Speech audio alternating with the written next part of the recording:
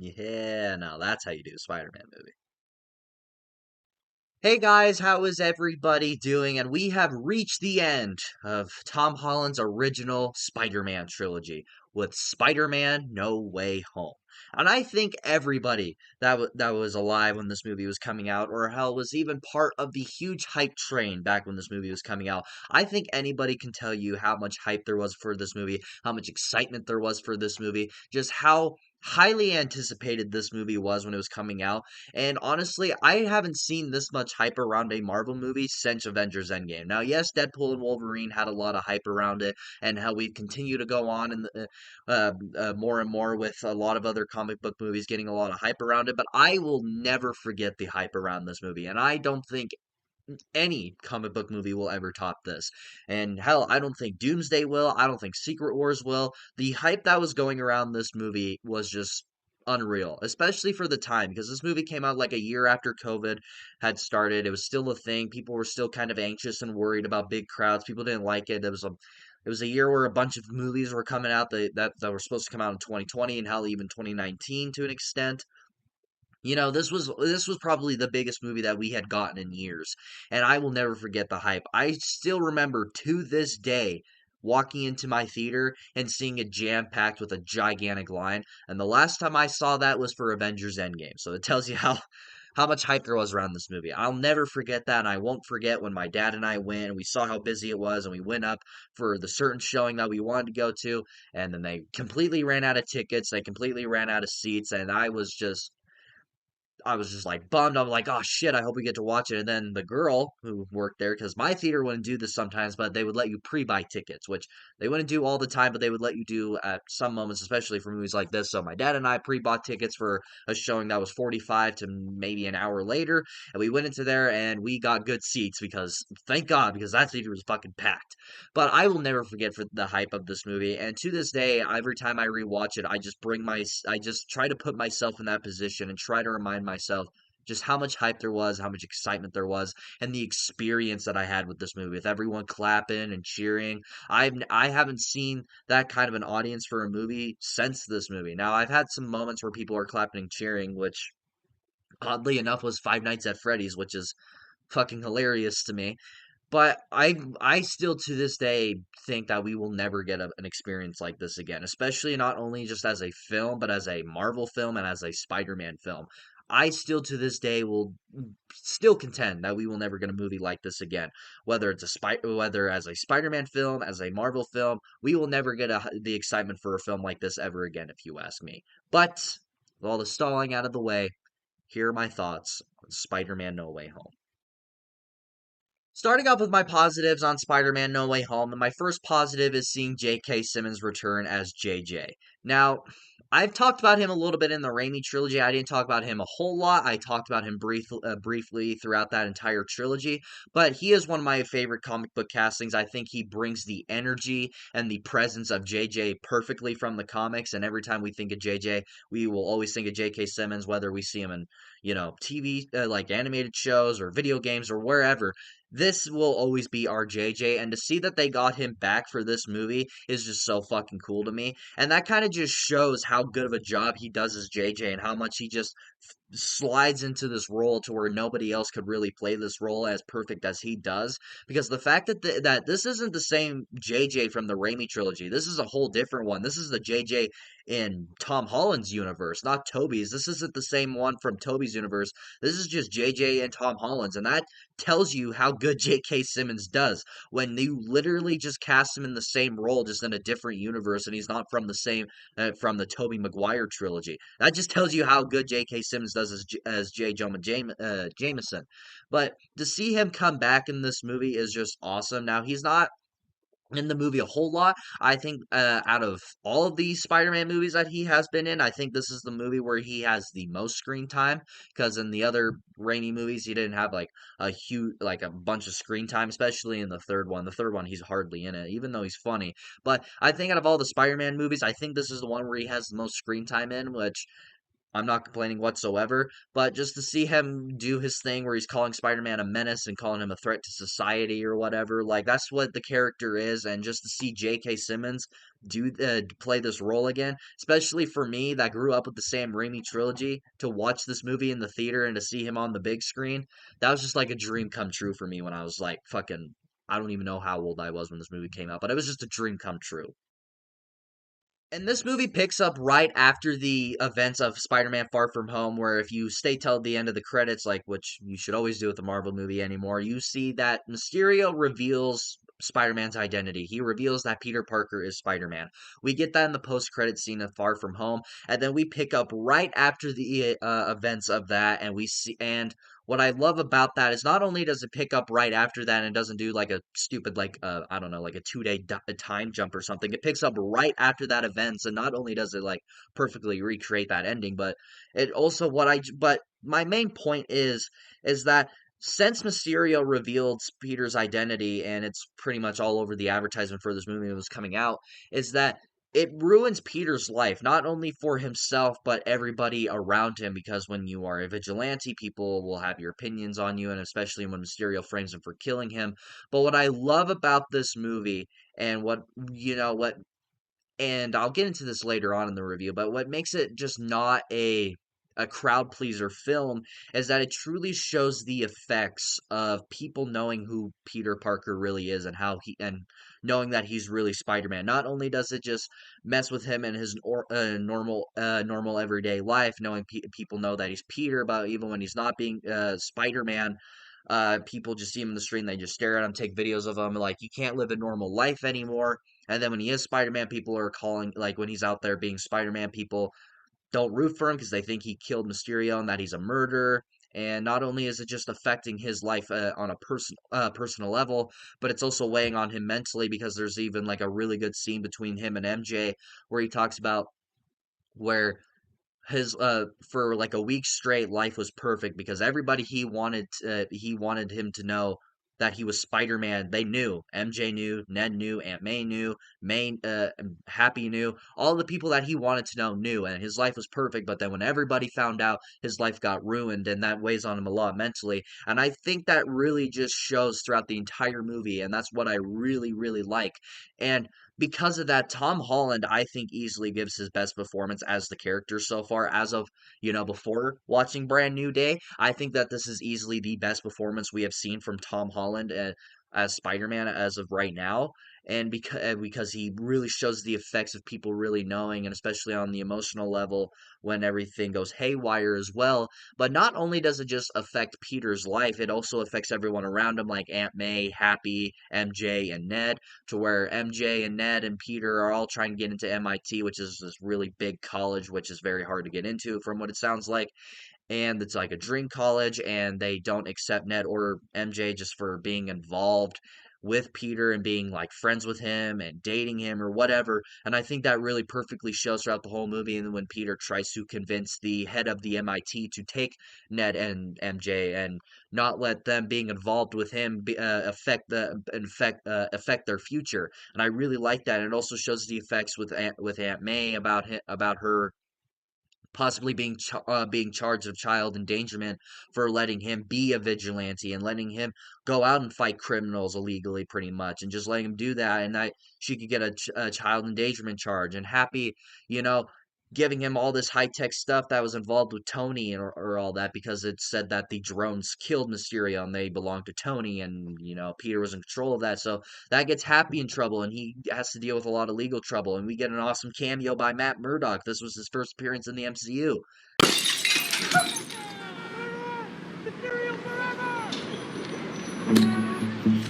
How did you just do that? I'm a really good lawyer. And funny enough, when he showed up in the movie, I didn't know who the fuck he was until I watched Daredevil. And then I watched Daredevil, I'm like, holy shit, that's the dude from Spider-Man No Way Home. But not only does it just show the effects of everyone around Peter, but it just shows so perfectly of how much that affects Peter throughout the entire movie on both an emotional level, mental level, just whatever. This movie just does a perfect job of showing the effects of the whole world knowing who he is. And in the other two Spider-Man movies, like Homecoming and Far From Home, we don't really fully focus on Spider-Man yet. Now, you can make the argument that Homecoming really does focus on Spider-Man, which you can't really argue there. There is a lot of, you know, Spider-Man-esque shit going on in there. But one of my issues with those last two movies is that we never really get to see Spider-Man be Spider-Man. We focus too much on Tony. We focus too much on Nick Fury. We focus on too much about Spider-Man becoming Iron Man Jr. or whatever the fuck they're trying to set up. But thankfully, with this movie, we get away from all of that. Tony, no Nick, no anybody is here to be, Spider-Man's little sidekick or be his mentor or whatever. We don't get any kind of bullshit like that in this, and we finally get a full Spider-Man movie. And this is exactly what I've been wanting from the MCU and this Spider-Man, and that's why I'm over the roof excited for Brand New Day, because I'm so fucking excited to see what they will do with a street level Spider-Man story. But not focusing on that, but focusing on No Way Home, is that especially at the time when this movie came out, and this is why I loved it so much and still love it so much, is that it finally gets away from all of the Tony bullshit. Not only is this just a great crowd pleasing film, which I'll get into later, but this is an actual Spider-Man story told in the MCU. Like I was just talking about the showing the effects of people knowing who he is, showing the effects of people knowing who Spider-Man is, and showing how it affects everyone around him. This is also just a Spider-Man story where we see him go on the journey of trying to cure the villains or whatever. This is a actual Spider-Man focused story. We're not focusing on Tony. We're not focusing on Nick Fury. We're not focusing on the Vulture or Mysterio or whatever. We get away from all of them and we get away from Iron Man Jr. bullshit and we finally get a fully fledged out Spider-Man story. And this is the exact thing that I've been looking for from the MCU, and I'm so excited to see where they can go on with this, especially what Brand New Day is looking like. And let's talk about one of the main things about this movie and why it is so beloved and why it is so popular. Seeing all of the classic villains come back for this movie is still so surreal to me. To see Willem Dafoe come back, to see Alfred come back, Jamie Foxx back, all of these villains from past Spider-Man movies, from the Raimi trilogy, the Amazing Spider-Man films, to see all of these guys come back is just fucking awesome. And to me, seeing Willem Dafoe and Alfred come back as Green Goblin and Dr. Otto Octavius, the child in me watching this film for the first time in the theater was having the biggest nerd out you can ever fucking imagine, because I grew up with the Raimi trilogy. I grew up with those movies. I grew up with these villains. These are my Spider-Man villains. These will always be my Spider-Man villains. These were my introduction to these characters, and every time I think of these characters, I will always think of those two. Just to see these two come back is just a dream come true. And especially for Willem Dafoe's Green Goblin, and just to see Willem Dafoe give another brilliant performance as this character and as Green Goblin is just amazing.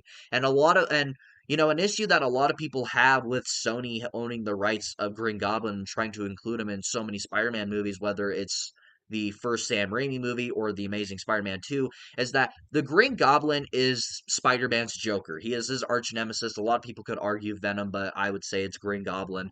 But Green Goblin is the Joker of this universe. He gets to him on an emotional level, on a mentally level, and a physical level. This motherfucker he messes with Spider-Man a lot, and he's killed a lot of his loved ones in the comics, and we've seen it get adapted into the Amazing Spider-Man and even in this movie. So a lot of people have the issues is that maybe they don't necessarily show that in the movies. They don't necessarily show that in the first Sam Raimi movie. They definitely don't show it in TASM 2. And a lot of people would argue that they don't necessarily show that Green Goblin is that level of threat in the movies.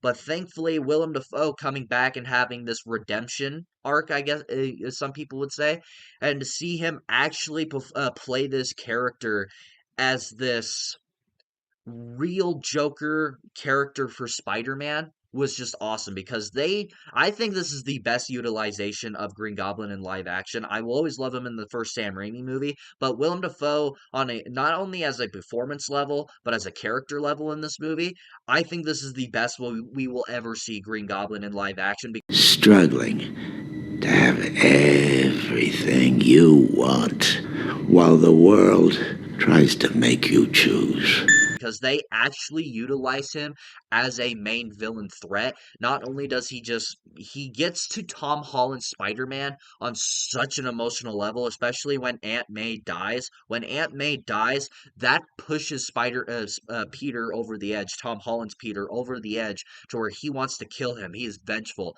And that's exactly what Green Goblin should be. And this movie perfectly shows that and perfectly adapts that. And that is everything that I've been looking for in Green Goblin. I will always love him in Sam Raimi's Spider-Man. I think that how he's using that is perfect. But in this, it is just so fucking awesome. And to see Alfred come back as Dr. Otto Octavius, who was probably my favorite Spider-Man growing up, I think I'll always love William. I think Willem Dafoe will probably always will be my favorite Spider-Man villain. But to see Alfred come back as Dr. Otto Octavius was just awesome, especially for how much nostalgia I have with this character and just how great of a performance that he gives as this character is just amazing. I fucking love that those two came back, not only just on a nostalgia side, but just to see them come back once again and to see how those two perfectly fell into the roles was just awesome. And I absolutely love that. Now, I will admit, I do wish that Dr. Otto Octavius had more of a villainous role in this movie, but that whole bridge scene was perfect enough. And even moving outside of those, we even get Sandman back in this movie. And I felt like it was weird that they literally made him Sandman. We don't see him in human form, like at all. And I felt that was really weird. So I don't know what was going on with the actor there. So he was just completely sand. Literally living up to his name. I don't know what happened there. I don't know why he didn't want to show up in physical form, but whatever. Have at you, I guess, man. But just to see him come back too was awesome, and to see him go in the more villainous role and kind of like that, happy Flint Marco, I guess you could say, because he plays more of a good guy in this movie, if anything. And but to see him kind of switch to a villain, I felt like it was really random, just because he wanted to go home. Which, if you want to go home, let him cure you, dude. Like you want to go home to your daughter, fucking let him cure you. I don't think your daughter wants to see you as sand, dude. Like that's fucking stupid. But either ways, and then moving outside of the Raimi trilogy, villains finally coming back to the big screen. You even got Mark Webb's Amazing Spider-Man villains coming back with Lizard and Electro. Now, personally, this kind of bothered me a little bit. I grew up loving the Lizard villain when I was younger, so to see him kind of underutilized and kind of just be there, like he's never really used in this movie, I that was really disappointing for me on a personal level. But just to see him come back in this movie is cool. I do think that like I just mentioned, he's very underutilized. I feel like if you got rid of him, then no harm, no foul, because he's hardly in this movie. And his actor, a lot like Sandman, doesn't show up in physical form. He's just a lizard throughout the whole fucking movie. And then when he does get cured, it's just a little green screen CGI clip taking out the Amazing Spider-Man, which I'll get to that later. And I really love the redemption arc of Jamie Foxx's Electro. I feel because I talked about him in my Amazing Spider-Man 2 review, but I always felt like his version of Electro was just okay. But to see him come back in this movie and have a redemption arc with this character, I just fucking loved that. I think that this is what Electro should have been in the Amazing Spider-Man 2, and I just loved him. Not and he's no longer this completely blue CGI version of Electro. He's actually in human form using Stark tech for his electricity, which makes him even more powerful, which I thought was a great inclusion. But to see Jamie Foxx's performance in this movie with this more, bad boy, slick attitude that he has, I absolutely love that instead of this nerdy, fucking whimpering little bitch in the Amazing Spider-Man 2, but to see him as this like cool guy, I really like that. It felt like Jamie Foxx was being Jamie Foxx and not this weird nerd like character. So that was just a really cool redemption arc. But to see all of these villains come back was just awesome, and especially for a younger me when this movie came out with all my nostalgia for all these villains and everything. So just to see all of these villains come back and be back on the big screen and to fight along Tom Holland's Spider-Man, which kind of also just shows me is that you can't really recast these roles, especially Willem Dafoe and Alfred as Green Goblin and Dr. Otto Octavius. Those to me are two roles that you can never recast or ever catch the same energy or presence as them, especially Willem Dafoe's Green Goblin. I don't think anybody can ever capture that again. But just to see these guys all come back was just fucking awesome. But thank God they didn't bring back Venom from Spider-Man 3. I'm still picturing to see what that would have looked like. Oh! Ew! Dude! What the fuck? And for my final positive, it's time to talk about the two main characters that have finally made their big screen return to these characters, and the one that we all had theories about when this movie was coming out. To see Tobey Maguire and Andrew Garfield don the costumes of Spider-Man one more time,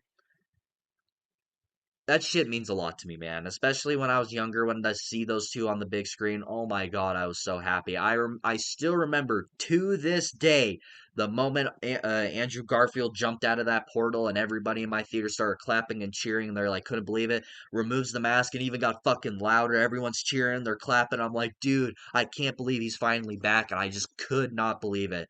Like, I will never forget that. And then when Toby came in, everybody was fucking excited. Everybody got their nostalgia glasses on to see this guy come back. He's back! Just to see these two come back is just awesome. And they're not just back because of nostalgia bait or anything like that. They genuinely have a true purpose. Tom Holland Spider-Man had just lost his Aunt May. He's going through a lot of he's going through a lot emotionally. He just lost pretty much the last person he has family wise. He doesn't have anybody left, and now he's so vengeful, wants to kill Green Goblin. And both Toby and Andrew's Spider-Man try to teach him. They try to teach him about their losses and what it did to them. Toby talks about Uncle Ben's death and how he wanted to kill the person that did it, and he did it, but he didn't feel better. He felt worse. Then Andrew talks about him losing Gwen and how he quit holding back when he was fighting people, and they hint at that he might have killed people when he was Spider-Man at one point. But not only do they just come back and it's just fucking awesome, but they have a true purpose. They're there to teach Tom Holland Spider-Man. They're there to help him grow. They're there to help him understand they're there to help him understand loss and what it's like to lose something as Spider-Man and how to cope with it and how to handle it so you don't do something stupid. And I love that message, and I love them, and I love their inclusion. And hell, not only that, but the chemistry between all three of them is fucking awesome and it's on point. And just to see those two have great chemistry and just have fun and just be Spider-Man all together and mess around and all that, especially when you watch behind the scenes, like that just gives me this warm, fuzzy feeling in my heart just as a Spider-Man fan, just to see these three on the screen together. And like when I was talking about at the beginning of the video, we are never going to see something like this again. And if we do see something like this again, I'm all for it. But just to see these guys come back, especially Tobey Maguire, who's my boy, he's always going to be my Spider-Man. Just to see that dude on the big screen when I was younger, man, oh man, I would do anything to experience this movie again in the theaters. But just to see these guys come back is just fucking amazing. I love that these guys finally got a chance to come back, and a lot like the villains kind of have some sort of redemption arc, and I absolutely love that. And hopefully in the future we can hopefully see them again. Hopefully in Secret Wars.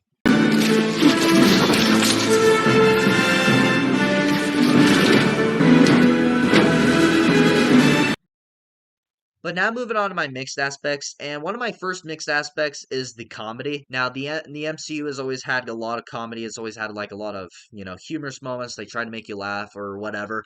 Now I didn't talk about it in Homecoming and Far From Home because it wasn't very forced or anything like that. But in this one, it was very apparent and very annoying, I guess I could say. Because there's a lot of moments where it does land, especially between the three Spider-Man. I feel like that's where most of the comedy works. But characters like Ned and MJ and just the Doctor Strange kind of making fun of the villains or whatever, or Peter and them making fun of the villains. I feel like the comedy there, I did not like that. That's one of the moments I just did not like whatsoever.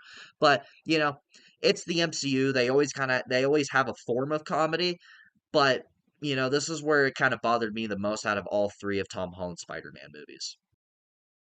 And now I want to talk about and discuss about the crowd pleaser that this film is being deemed as. Now, we kind of live in a time where the multiverse is real in the MCU. We have movies like this, Deadpool and Wolverine, Doomsday, Secret Wars coming out, all this hype, all the speculation about these big name characters coming back. Like with this, you had Toby and Andrew come back, you had all the villains come back. With Deadpool and Wolverine, you had Elektra, you had Wesley Snipes come back as Blade, you had Channing Tatum play his dream role as Gambit. You have all of these movies nowadays where there's so much hype around it. Everybody's excited for it. Everybody wants to watch it when it comes out type thing. And then they watch it and they love it. They praise it. And then years later, they start to settle down. The hype goes down. They know what to expect. And they start to lose a little bit of love for it. And they deem them as crowd pleasers, meaning that they were just there to make us happy for the moment and not to make us love it in the future. Now, I can fully understand why some people still feel that way about Spider-Man No Way Home, especially for the hype when this movie was coming out. Again, we'll never see this kind of hype for a movie ever again, if you ask me. However, I do agree with that, and as time goes on, I do kind of lose a small bit of love for the movie because of the crowd pleaser that it's supposed to be is, and especially when you rewatch it at home, knowing people were clapping and cheering when Andrew and Toby show up on screen, and you don't get that at home, and it's not, and you can try and find a way to do it, but it's not going to work. So I can understand there. However, I can also disagree because I still enjoy this movie for what it is. I still enjoy the story that Tom Holland Spider-Man goes on. I enjoy the story and the emotional level that this movie goes for. And even when Toby and Andrew show up, that just adds to the experience and just adds to it. And I still love seeing all three of them on screen. That me not being able to experience a bunch of people clapping and cheering to see them on screen doesn't take anything away from me just seeing them on screen together. But at the same time, I understand why some people lose a little bit of love because it's deemed as a crowd pleaser. However, for me personally, I still love the movie the same way.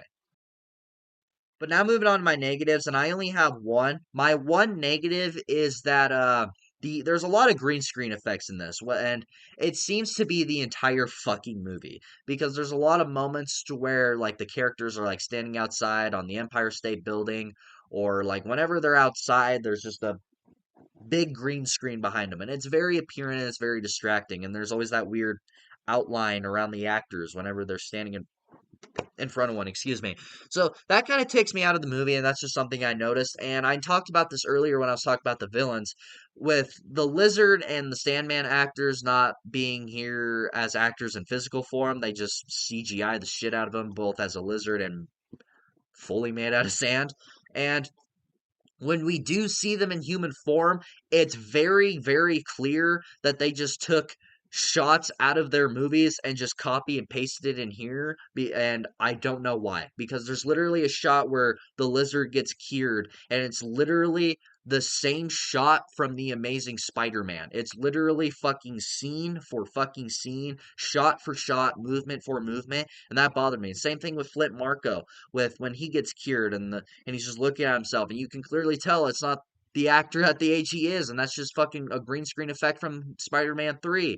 And then when they get sent home, it's just fucking another shot from the other movies or whatever. And I felt like that was lazy. I don't understand why they wouldn't include them in physical form. I don't understand that. Maybe there's something there I'm missing. Maybe they didn't get paid enough.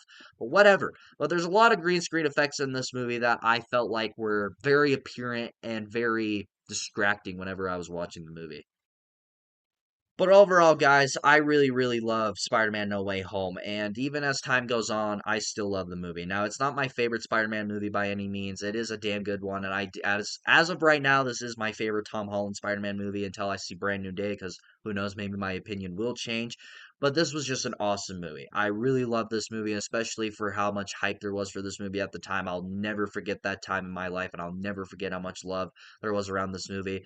But if you are a Spider-Man fan and you want to see a true Spider-Man film in the MCU, this is definitely the movie for you.